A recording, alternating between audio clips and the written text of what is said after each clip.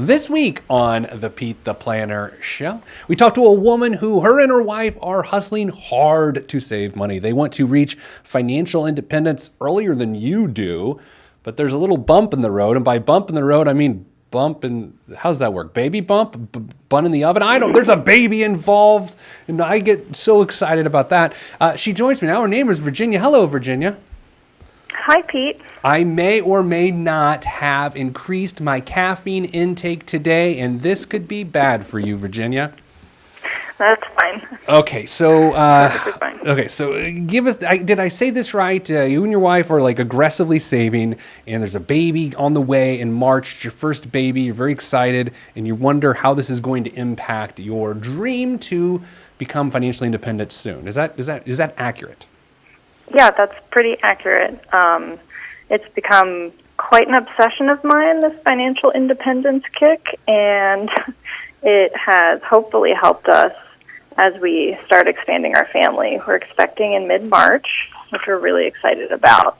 My wife is expecting. I'm thankfully not, but no. Let's start here. For those that follow along with this show, we know we use power percentage to help us understand a person's income efficiency. How efficient are you with your income? And Virginia, you and your wife, who we gave the fake name of Mary, your power percentage as a couple is 35%, which is perfect. You have a perfect power percentage because you are so aggressively trying to accumulate assets. Does that mean you are stress-free, or does that mean you are a very stressed person? Well, I'll say we're somewhere in the middle. I feel really confident with our current saving strategy, but I don't know where we're going. I don't know how things are going to change, so I'm stressed about the future. Well, before we get into the numbers, which we're about to, let me give you my one piece of parenting advice that I only give one. I only give one. Well, there's two. One, find a liquor that you really like, preferably a brown liquor that helps. Number two, no one knows what they're doing, and you should take solace in that. Like, no parent knows what they're doing, and sometimes you get so consumed not knowing what you're doing, but then I'm more like, oh yeah, idiots have done this. It's okay, and that's my only piece of advice. Okay, let's get into the numbers. You should. It's really good advice. Your total annual income as a household, $142,500. How does that split between you and your wife? So it's pretty even. I earn about $2,500 more than she does. $2,500 more or less? Sorry, you cut out. More. Okay. And your net monthly income is $6,670. And then on a monthly basis, based on what your employers are also putting into your retirement accounts, you're adding $2,640 a month to retirement accounts, which explains your $54,000 balance of your retirement accounts. How old are you two? So I'm 33 years old and my wife is 30. Okay. Robbing the cradle there. It's a pretty big age difference. I'm just kidding. Okay, so 33 and 30. You've got $27,000 saved. What is that specifically for in terms of short-term savings? So $20,000 of it we've set aside as an emergency fund, okay, which we don't plan on touching, and unless it's an emergency, which hopefully a baby is not one. No. And then $7,500 is our baby fund. Okay, so what is that to do? Like pay for like delivery costs and doctor's bills and things like that? Yeah, it's to pay for delivery costs, doctor's bills. We're hoping that a lot of those doctor bills are behind us, but we know they're not entirely. Okay. And then also we're hoping that my wife can take 6 months off from her job, so also salary replacement. Okay, so that's genius, right? You've already put in place salary replacement, which so many couples don't do. So kudos to you for that. So the natural question then becomes, what's the daycare plan 6 months after that? Yeah, so that's definitely something we started looking at this past weekend. We now have a list of places to contact. And thankfully, there are some in our area that will do part-time daycare, and we don't have to pay for full-time daycare if she should go back to work part-time. But the costs seem to be about $1,000 for part-time, like 2 or 3 day to $2,000 a month for 5-day-a-week Okay. care for us. So that's definitely an expense that we're grappling with. And then the other thing is her mother and aunt live in the area, and so we also have mentioned, we've hinted very hard that, should they love babies, Yeah. and especially ours, any pitching in of baby watching would be wonderfully well received by us. So my awkward question of the day, which always goes to the podcast caller, sorry. Do you think your family is done after that, or do you have plans to have more than one child? No, we do have plans to have more than one child, and we've actually purchased enough donor material in order to have one or two more. Okay. So at least that won't be a recurring expense when we try again. And when do you think that would be? I mean, I told you, I guess this is the second part of the awkward question. When will that be? Like, when will that be? Yeah, we're thinking in the next 2 to 3 years we would start trying. Okay. So here's the thing. I think when there's a young family with young children, it is a period of everyone's life in which you simply run on a treadmill financially. That's it. You try not to go backwards. You try to not compromise your stability. And some of those long-term goals don't get the sort of fuel that you have traditionally been putting towards those goals. I mean, I think in your note to us, you said you wanted to retire originally somewhere in the 55-year-old range. Is that right? Yeah. Do you have pensions, by the great. way? Did you mention? Do either of you have a pension? So I have a pension. I work for the federal government, so Okay. I have a pension through them. All right. And according to something I saw the other day, the budget got approved, so the government's not shutting down. So that's good for you, right? Hey, that's exciting. I'll continue getting check. Yeah, that's a lot of pressure. So you have a federal pension which would kick in at 55 based on years of service and all of that. So that's a good thing. Well, I think it would kick in at 57 because I'm young. My minimum retirement age is higher. Okay. And then but your wife does not have a pension. No. Do you have any debts? So we currently have a mortgage, Okay. and we have a car loan that is at 0% interest, so we're not paying that in any way faster than we need to. Sure. So the mortgage, what's the deal there? How much do you owe, and when will it be paid off at its current pace? So we have $135,600 remaining on a 30-year mortgage. Okay. We've owned the house, I think, 8 years now, but we do put extra principal payment. We were putting an extra $325, although I changed that this morning to $100 because I want to get a little bit more in our savings account as we look about setting up the house for an impending child. We realize there's some renovation projects we should probably tackle. How much are you putting in your savings, whether it be the baby fund or the emergency fund, on a monthly basis right now? I think I wrote that down. You seem very organized. in- More organized I'm than I am, trying. for sure. We put in about between $1,000 to $1,200. Okay. So here's an interesting aspect to that. If your wife goes part-time after the baby, you will have already fully funded your emergency fund. You will have already fully funded the baby fund. So that is that $1,000 to $1,200 a month. I don't want to say it's unnecessary to put that towards savings, but it doesn't put you out anything. Do you know what I mean? By not putting that in savings every month. Right. So that's one important element. But then there's the other side of that is if your wife is working part-time, not as much money is going towards her retirement plan deposits. And I don't know how that affects her match, but I assume it's not like she would drop below the match number, right? Right. And we're not sure if she goes to part-time, whether they offer retirement to part-time workers, but we're hoping to negotiate that with them when she has the conversations. Has she began to discuss that with them, or are they sort of like wondering what's going to happen? So she's mentioned to them that when she comes back, she wants to come back in a different capacity. She currently manages a staff and works full-time in a position that is not very flexible. It's she has to be on site 5 days a week. So she's hoping to come back into a position that's more administrative, and that would be flexible. All right. So, but then, of course, the other factor in that, too, is you have to factor in if you go part-time, whereas you don't have to save the $1,200, you do then have the $1,000 a month in childcare expenses on top of that. You know, look, nothing has scared me here. Your plan, this is a perfect example of a couple who really pays attention to their fight. Does your wife pay attention to this stuff as much as you do, or are you like the money Nazi here? Yeah, pretty much. It's the latter. Yeah, well, you know, every relationship's sort of like that. I mean, we do have conversations about it, but I think it's a lot of nodding on her end. I have a lot of time because I commute to work, and so I've been slowly reading through every finance book I can get my hands on. Well, I assume you're not driving then.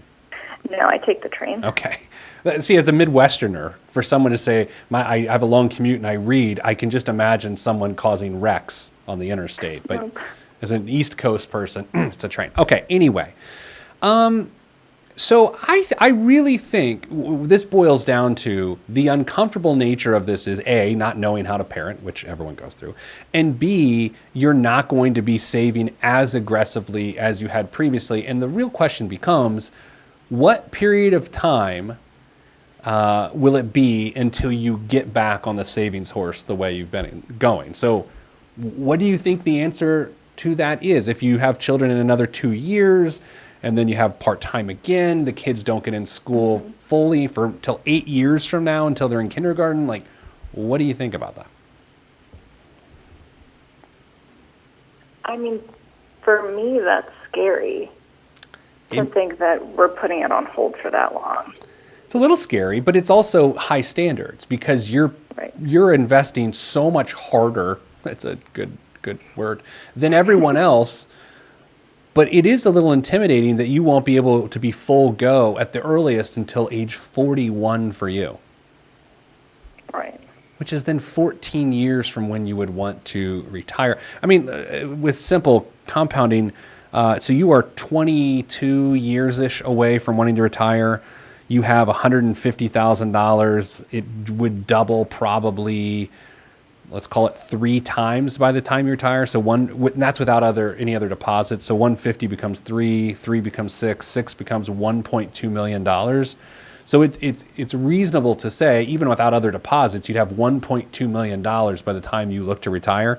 And with deposits, I mean, it could arguably be double that. What do you do with the life insurance? You guys update your life insurance yet? Yeah, that's the next step. I need to create a will, and I need to do life insurance. I have a policy my mom took out on me as a child, but I need to get my own. You totally need to get your own. I mean, generally 10 times your income, but if you've read every personal finance book on your commute on a train, chance. Have you ever run into Joe Biden on the train? Didn't you take a train to work? Wasn't that his whole thing? No, I wish. That would be the best thing, but they actually clear the car he's in. Oh. So. Well, that's not... Well, they make it seem like he's there, like, rubbing elbows with people with lunch boxes. No, he used to, but they now clear the platform. At least when he was actively serving as vice president, the Secret Service would clear the train station. That makes sense. I mean, that seems fair, right? So. Yeah, no, it's totally fair. But when he was a senator, he sat with people on the train. But I don't commute from Delaware. So I think what you need to do with your wife, fake name Mary, because then it's Virginia Mary, like Virgin Mary. We discovered that right before we went to air, and it got real awkward for everybody involved. But what you need to discuss with fake name Mary is how long of a time period are you willing to not go full throttle? That will affect daycare decisions. That will affect whether she stays home part-time or full-time. And frankly, I think it may bump back your goal to age 60 because I think you're going, in order to make this work, you're going to have to lean on your qualified assets, which come more readily available at age 59 and a half. Right. Are your long-term investments, are they in Roth vehicles or are they in traditional vehicles? Do you know? We have both. What do you say the bulk is?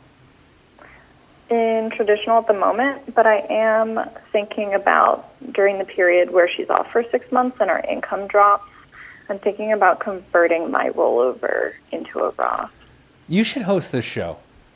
I mean, you really should host this show. You know what you're doing, right? You seem a lot more interesting than I am. You should do this. You have got good stories about working for the federal government. You probably know a secret handshake or two. Do you? Do you know? Well, I don't know any secret handshakes, but I definitely have an interesting workplace. I see. Every time we have so many government employees on this show, it's unbelievable. We really do, and we never really say what people do because it just doesn't feel appropriate. But man, we have some interesting folks on this show. Any other questions I can answer for you right now? I don't think so. I mean, the only other thing we're really grappling with, but I think needs to be put on the back burner, is we don't have enough bedrooms for 2 kids, so we are going to have to move. Not immediately, but once we have 2 toddlers, I think we're gonna need another bedroom. Yeah. There's a house fund, which is also in my back burner of funding goals. I think I'm just putting on hold until we figure out where we're going. Is there anything currently in a housing fund? So what I've been sort of thinking about as my fund is our taxable investment account, which has about $5,800 in it. Okay. Yeah, I would say this, that when your wife changes her employment status, as long as your power percentage doesn't plummet, you should be okay, right? If you see it go down from 35 to 15, that's a problem, because it should stay somewhat proportionate based on the fact that it's going to be based on whatever your household income is. If you see it plummet, then you would want to stay in this period of time, this 5-year period of time. You want to try to tighten that time frame up. If it stays consistent, then you could probably stretch to 8 years without compromising your entire financial life, if that makes sense. Right. No, that makes sense. All right. Well, we're excited. We want to know, we get baby pictures from people when they come on this show and they say, oh, we're having a baby. And then later they send us a picture. I'm happy to send baby pictures. I love babies. We had a baby. Did you know we had a baby at this office? Not like the birth didn't happen here. We have a Bring Your Baby to Work program. So one of our vice presidents had a baby last year. And so we had an office baby for 6 months.